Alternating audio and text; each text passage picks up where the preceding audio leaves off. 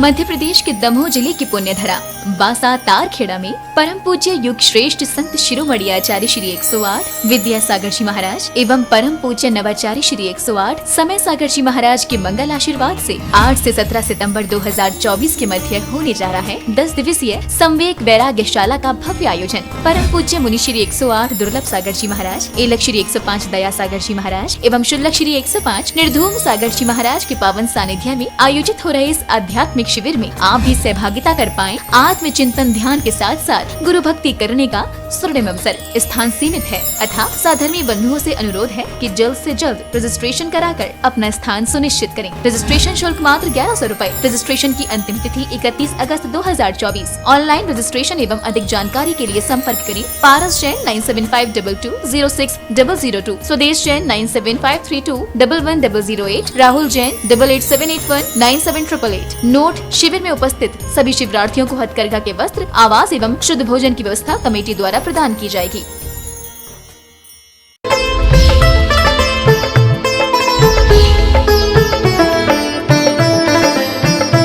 कभी नहीं देखा मैंने कि उन्होंने ऐसे आंख से आंख गुरुदेव की मिलाई हो।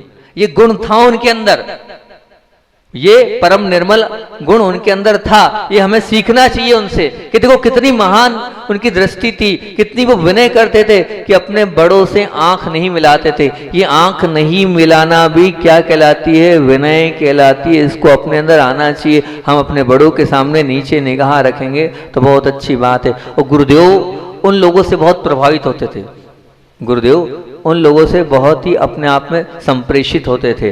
तो बाद में बोलते थे, एक दो बार ऐसा हुआ, देखो वो आया था, कितना सलीका था उसके अंदर, बिल्कुल विनय पूर्वक अवासन में बैठा था, नीचे निगाह करके उसने पूरी पूरी बात अपनी रख दी और सब कुछ उसने बता दिया। मतलब ये निश्चित है कि आप अगर नीचे निगाह रखकर बात करोगे तो सामने वाला भी आपसे प्रभावित होगा। ये निश्चित मान के चलना, वो भी आपसे आकर्षित होगा। आपका ये व्यक्तित्व निखारने का सबसे अहम तरीका है। अगर आप चाहते हैं अपने व्यक्तित्व को पावरफुल बनाना तो बिल्कुल भी किसी भी प्रकार से बड़ों से आई कांटेक्ट ना करें। बड़ों से कह रहा हूँ, बाकी तो अलग बात है जो हमारे, जिनको हमें बहुमान देना है, जो हमारे उपकारी हैं, जिनके हमारे जीवन पे बहुत बड़े उपकार है, उनसे आई कांटेक्ट नहीं होना चाहिए, उनसे नीचे निगाह में ही बात होनी चाहिए। तो ये कि अगला बिंदु क्या है कि बड़ों से आंख नहीं मिलाना। और फिर 8वें नंबर का है, 8वें नंबर का बिंदु ये है, कभी भी ध्यान रखना, बड़े हैं तो बड़े अगर कुछ बोल रहे हैं वहाँ कभी नहीं मत बोलना। बड़ों के मुख से अगर कुछ बात निकल गई है वहाँ किंतु परंतु मत कहना। अगर आपकी कुछ बात समझ में नहीं आ रही है तो इतना तो कम से कम रखना, क्या रखना कि सबके बीच में कभी बात बड़ों की मत काटना। सबके बीच में बड़ों की बात 3 काल में मत काटना। आपको लगता है कि बड़ों ये बात मेरे पल्ले नहीं पड़ रही है और ये गलत बोल रहे हैं, तो क्या करना है? बहुत विनय पूर्वक और बहुत अच्छे से आप इस बात को बाद में अकेले में रखना कि हमें ऐसा लगता है, शायद ऐसा हो सकता है, ये बात करना। लेकिन अगर सबके बीच में अगर बड़े बोल रहे हैं और अगर आपने बड़ों की बात काट दी, ये शुद्ध अभिनय है। इसलिए ध्यान रखना। मैं मानता हूँ आप बहुत अच्छे दिमाग वाले, मैं मानता हूँ आपके अंदर बहुत क्वालिटी है, मैं मानता हूँ आप जो है बहुत सारे अनुभव वाले हैं, लेकिन बड़ों ने कुछ कहा है तो उनके अनुभव को इस प्रकार से हमें काटना नहीं है, बड़ों के उस अनुभव को इस प्रकार से हमें नहीं करना है। तो इस 8वें नंबर के बिंदु को बहुत ध्यान रखना, बड़ों की बात काटना नहीं है, कभी बड़ों की बात टालना नहीं है। जो कहा वो हमें स्वीकार करना है, उसमें किंतु परंतु नहीं करना है। कुछ अपनी भावनाएं हैं तो वो रखना है, लेकिन कब रखना है? अलग से रखना है, सबके बीच में तो बिल्कुल भी नहीं रखना है। ये 8 बातें जो आपको बताई हमने, ध्यान रखना। ये उपचार विनय कहलाती है। सबसे पहले तो बड़े आए तो खड़े हो जाना, दूसरी उनके हमेशा पीछे पीछे चलना, तीसरी क्या? जय जय बोलना, हमेशा उनकी जितनी आप जय जय से तात्पर्य उनकी प्रशंसा करना, वाह वाह करना, उनके लिए जो उनके गुण है वो देखना। फिर उसके बाद क्या? हमेशा उनका जो कार्य है उस कार्य में हमेशा आपकी ताली बजना चाहिए कि आपने जो किया है निश्चित रूप से वो ठीक किया है। और फिर बड़ों के आगे कभी नहीं चलना, और जो हुआ है वो किस पर सौंप देना? गुरु पर सौंप देना, कि जो किया है बड़ों पर सौंप देना। ये आपके माध्यम से हुआ है। और आंख से आंख कभी नहीं मिलाना, निश्चित मान के चलना, हमेशा नीचे निगाह करी हमें बात करना है। और 8वें नंबर पर जो गुरु बोल रहे हैं उसमें कोई किंतु नहीं, उसमें कोई परंतु नहीं, आपने जो कहा है वो हमें स्वीकार है, हम उसे स्वीकार करते हैं, उसे हम मानते हैं, ये होता चला जाएगा। तो ये आपकी उपचार विनय कहलाएगी। ये क्या कहलाएगी? उपचार विनय। और अगले नंबर पर भी आपको बता दें कि आप अगले नंबर पर क्या, तीर्थंकर बनना है तो तप को जीवन में उतारना होगा। 8वां अपना अगला बिंदु कौन सा है? 5वां, तीर्थंकर बनना है तो तप को अपने जीवन में उतारना होगा।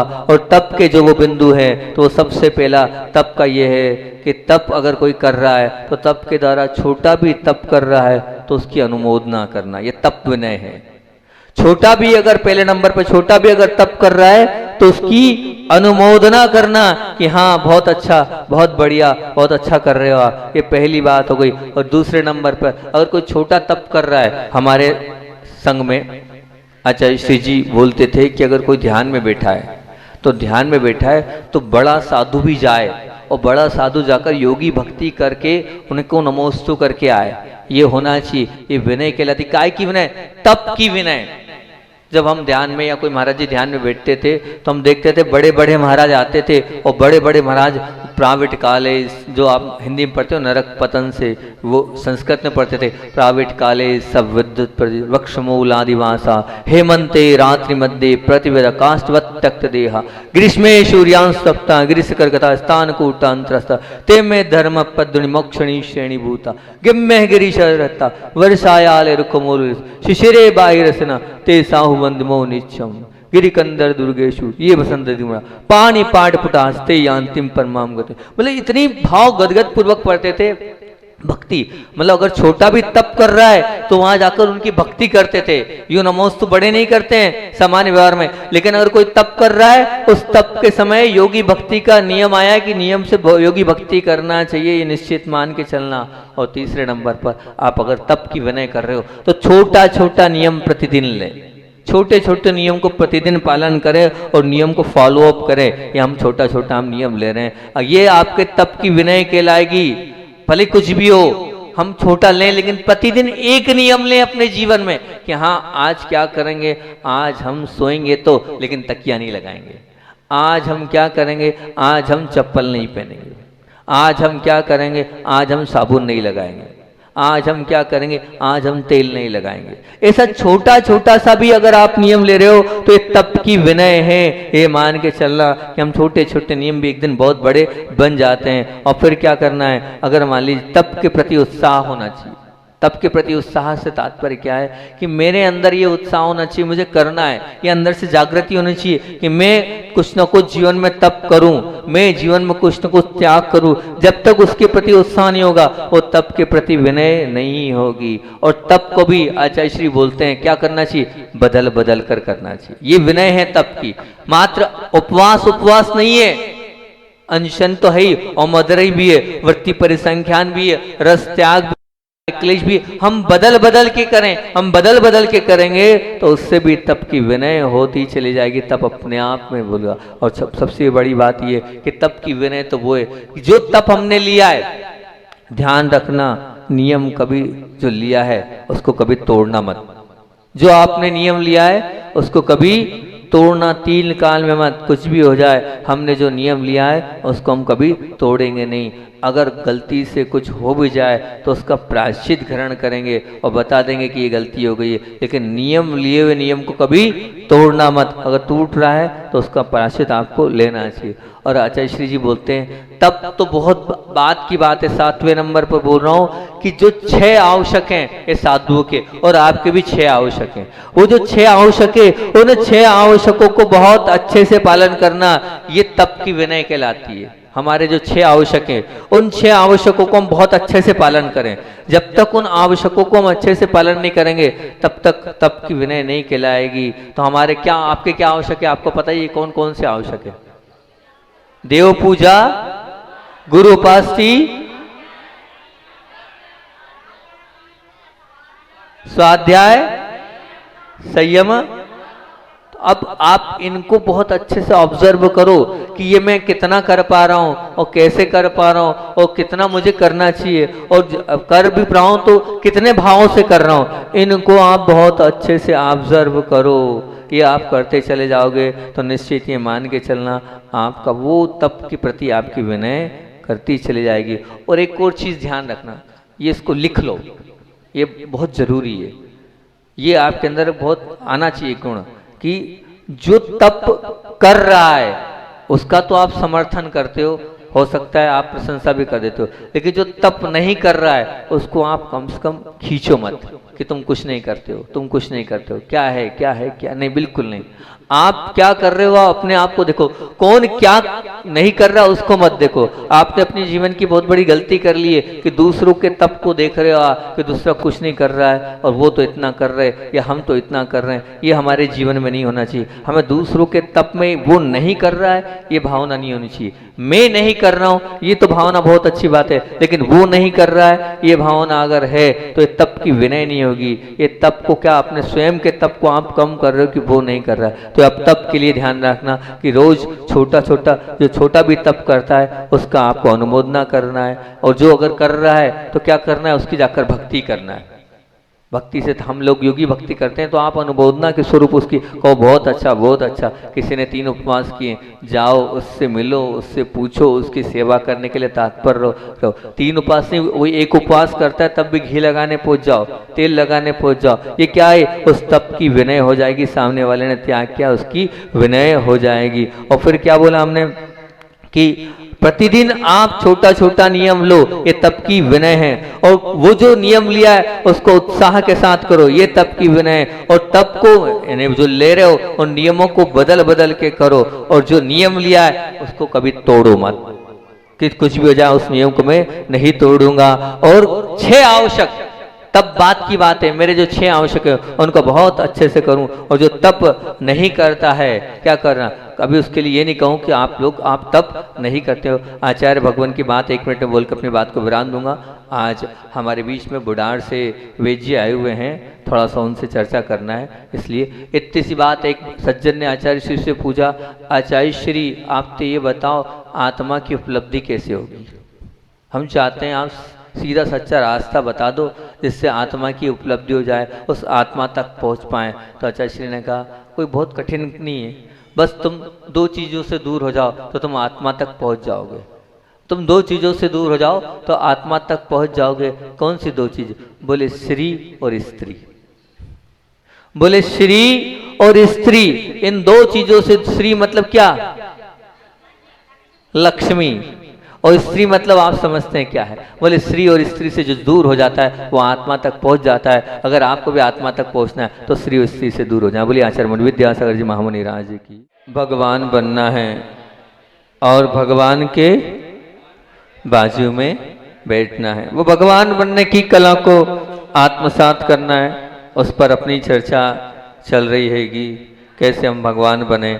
और कल अपन ने 2 उस पर बात करी थी कि तीर्थंकर बनना है तो क्या करना होगा? उपचार को सम्मान देना होगा। और उपचार में हमने बोला था खड़े होना बड़ों के आगे। क्या? जब आए तो खड़े होना, पीछे चलना, जय जय बोलना, ताली बजाना, बड़ों के आगे नहीं बोलना। जो हुआ वो बड़ों को सौंप देना।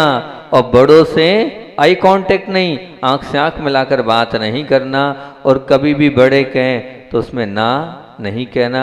और फिर तीर्थंकर बनना है, तप को जीवन में उतारना होगा। और तप के लिए हमने बोला था कि छोटा भी तप कर रहा है तो उसकी अनुमोदना करना। और अगर वो कर रहा है तो आगम में आया है कि जो ध्यान में बैठते हैं बड़े महाराज भी छोटे महाराज की योगी भक्ति करने जाते हैंगे। प्रतिदिन छोटा छोटा नियम लेना, तप के प्रति उत्साह जगाना, तप को बदल बदल के करना, नियम कभी भी नहीं तोड़ना। और 6 आवश्यक जो कहे हैं हमारे उनको श्रद्धा और आस्था के साथ करना।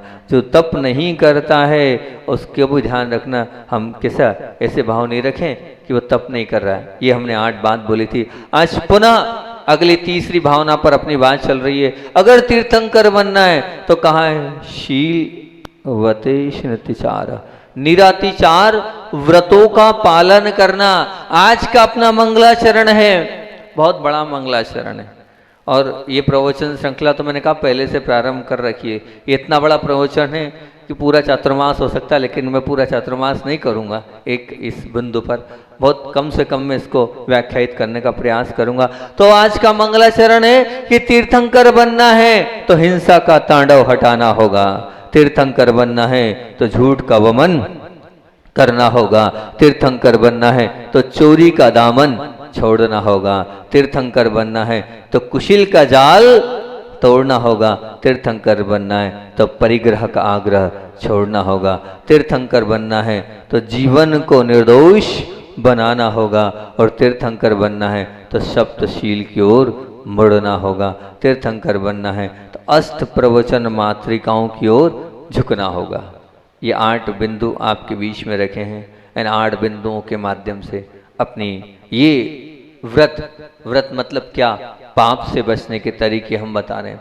तीर्थंकर बनने की दूसरी ये परम भावना है शीलवतेषु, अर्थात शीलवतों पर अतिचार नहीं लगाना।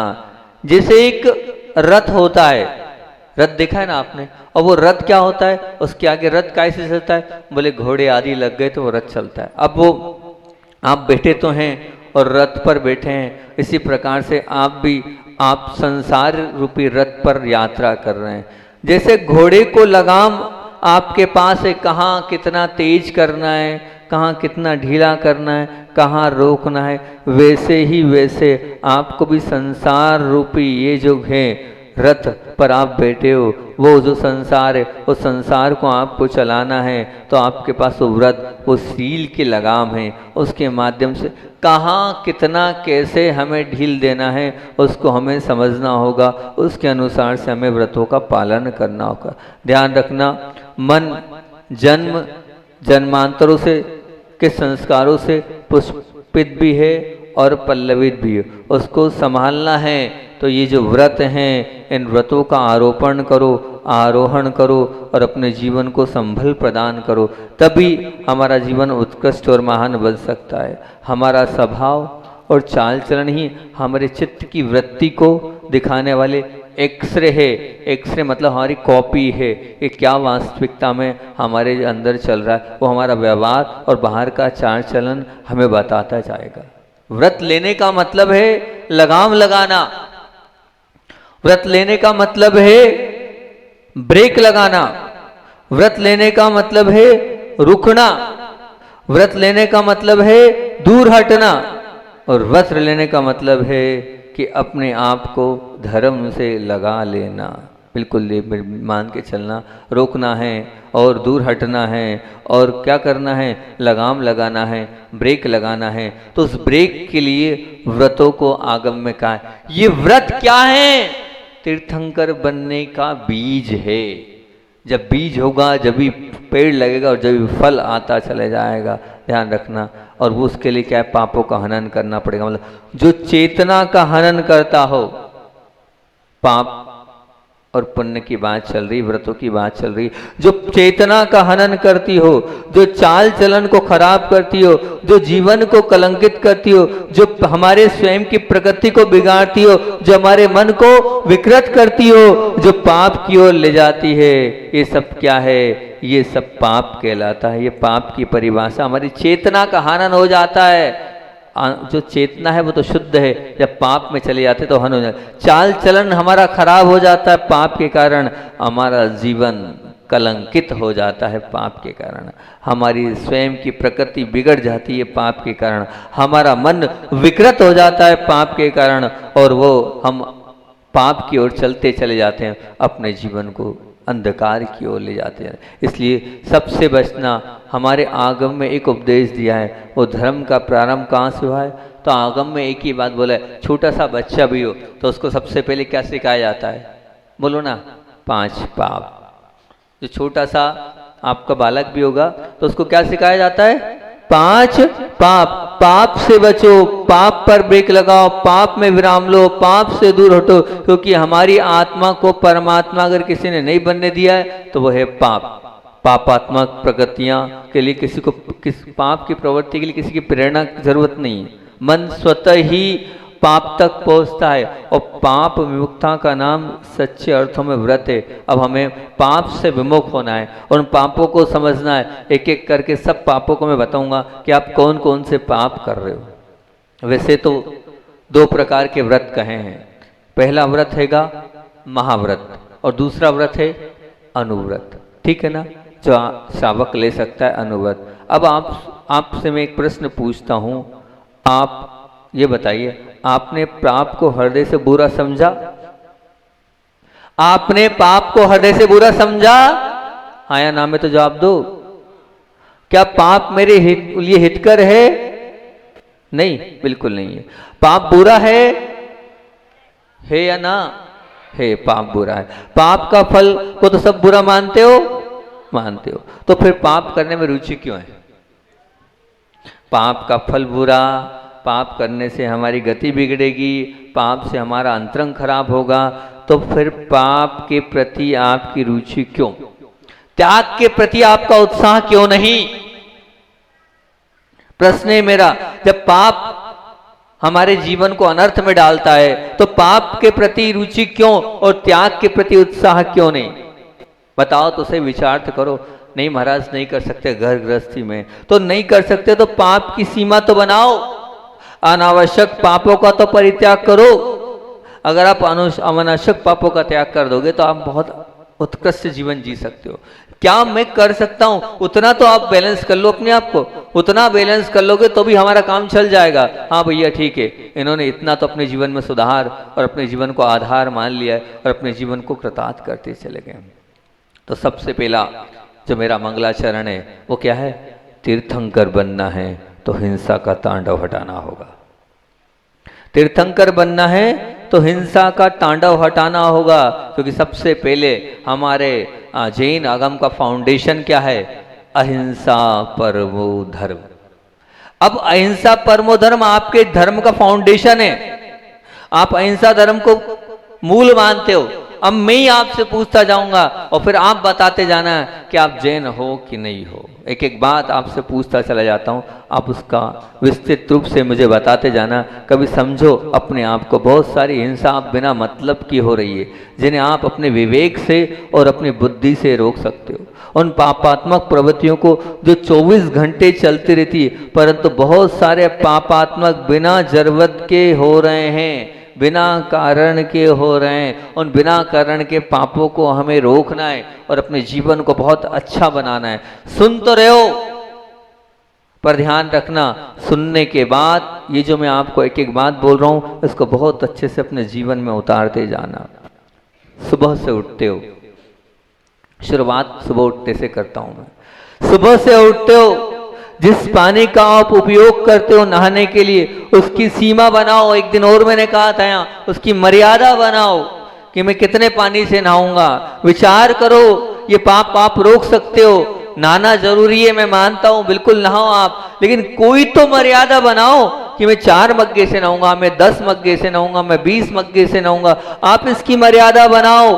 एक बूंद में कितने जीव, विज्ञान ने कहे 36,636, लेकिन हमारा आगम तो उसमें भी बहुत मानता है असंख्यात और अनंत जीव। असंख्यात जीव उसके अंदर है, पानी के अंदर।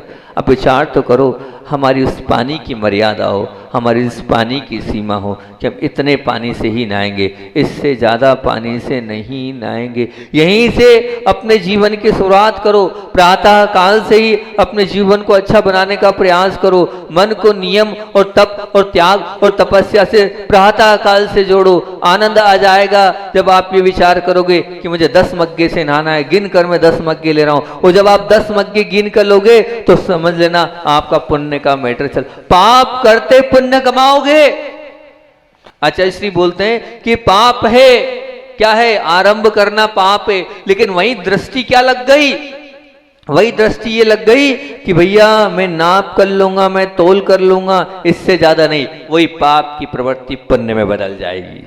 वही नहाना पुण्य में बदल जाएगा। ध्यान रखना, उसी नहाने को आप पुण्य प्रगति में डाल लोगे, वो जो आपका विवेक जागृत हो जाएगा। मतलब सिर्फ काम तो करना है, काम करने की मनाही नहीं है, लेकिन आपसे कह दिया कि इसमें आप ऐसा कर लो। क्योंकि आचार्य श्री बोलते हैं कि आचार्य श्री जी के आगम बोलता है, मर्दु जीवो दीवो, ऐदाचार निषिद्ध अहिंसा। चलना जरूरी है, बिना चले काम नहीं चलेगा, लेकिन देख के चलोगे तो दो देखने से समिति का पालन होगा, और समिति का पालन होगा तो जीवों को, अब जीव मर भी जाए तो भी पाप नहीं लगेगा। और आप बिना देखे चल रहे हो और जीव मर रहा है तो ठीक, नहीं मर रहा हो ठीक, पूरी पाप प्रवृत्ति होगी। थोड़ा सा विवेक लगा लो कि हम सुबह उठते हैं, हम कितने पानी से नहाए। जितने लोग मेरी बात को सुन रहे हैं, अगर गुरु की बात स्वीकार करते हो तो गुरु की बात मत टाल लेना, कोई ना कोई मर्यादा, कोई ना कोई सीमा रेखा बना लेना। इतने पानी से ही मैं नहाऊंगा, इतने पानी से ही मैं कपड़े धोऊंगा, ये निश्चित मानना। आचार्य का संस्मरण हमें कुंडलपुर वाला कि कैसे गुरुदेव उस पानी को भी, जो हम लोग तो दिन भर गर्मी में परेशान है, कुंडलपुर गर्मी में, उन्होंने पानी को अपने चेहरे पर नहीं लगाया और उन्होंने कहा जमीन में समर्पित कर दिया। ये गुरुदेव हैं। तो आप विचार करो, जिन गुरु को मानते हो उनने भी नाप तोल कर पानी का प्रमाण तैयार किया, उतने पानी से वो अपने जीवन को चलाते थे। तो हम भी वैसे ही महानता लाएं और उस पाप से बचें। सुबह से उठते हो, जिस साबुन से आप नहाते हो, कहीं ऐसा तो नहीं है वो साबुन मांस के लोथड़े से तो नहीं बनाए? कभी सोचा आपने कि जो साबुन आप शुद्ध पवित्र बनने के लिए लगा रहे हो, कहीं मांस के लोथड़ों से तो वो साबुन नहीं बनाए? अगर वो मांस के लोथड़ों से वो साबुन बनाए तो क्या आप भगवान के अभिषेक करने आ रहे हो? अरे वो तो मेरे हाथ में है ना, साबुन को बदलना तो मेरे हाथ में। मैं शुद्ध साबुन भी प्रयोग कर सकता हूँ, जिसके माध्यम से ऐसा तो ना हो। एक उसमें पदार्थ मिलता है TFM, क्या मिलता है? TFM। TFM को अगर आप फुल फॉर्म को यहाँ बैठा हो तो उस पर डालना, आपको पता चल जाएगा। TFM मतलब क्या? वो चर्बी, किसकी? सड़ी हुई चर्बी। कौन की? पशुओं की। वो पशुओं की सड़ी हुई चर्बी उसमें डलती है साबुन में। अगर TFM वाला आप साबुन यूज़ कर रहे हो, बात यूज़ कर रहे हो, उसको अलग कर देना। सुबह उठते से ही आपने मांस के लोथड़े को अपने शरीर पर टच कर लिया, उसके बाद गुरु चरणों में आ रहे हो, प्रभु को छू रहे हो। ये अधिकार ही नहीं बनता है आपका। अगर कर रहे हो तो ये अनर्थ कर रहे हो, अपने जीवन को व्यर्थ में आप परेशान हैरान कर रहे हो। ऐसा धर्म मत करो।